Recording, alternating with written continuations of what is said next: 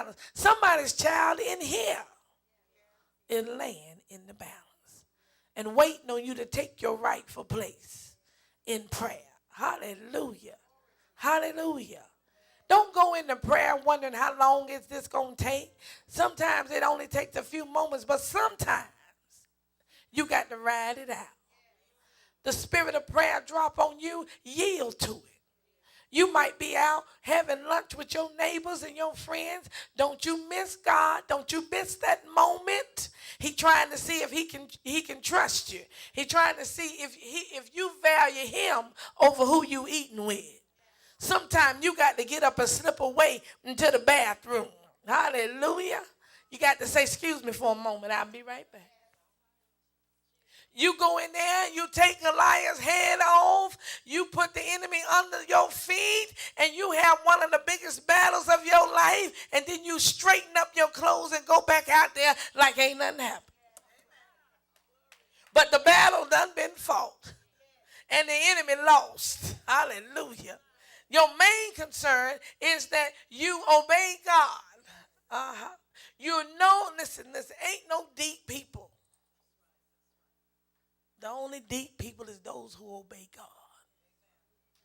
Well, I'm going to say it again. The only deep people is the one who obeys God. God, listen, he don't need your education, talent, or skill to pray. But you need to get enough education where you can become an informed prayer. Did you hear what I said? You got to be informed. Some secrets here. You got one time to hit your mark. Write it down. You got one time to hit the mark. When God zero in on it and show it to you, you got one time to hit the mark, and you can't afford to be cocky and trigger happy. You got one time. If you miss, the enemy's going to laugh at you. The devil going to laugh at you.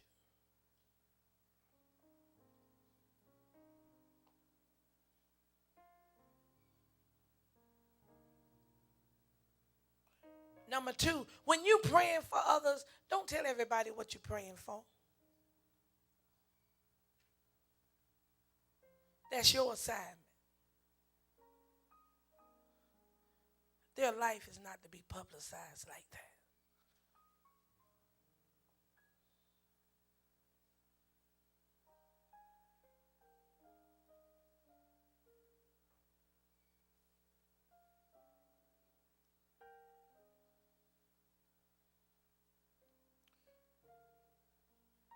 Number three, don't take the credit. Don't take the glory.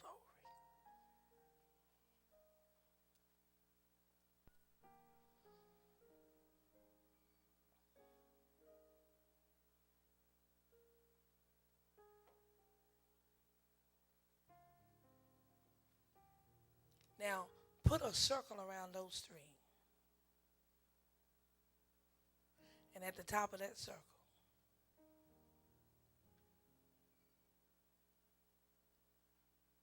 write these words.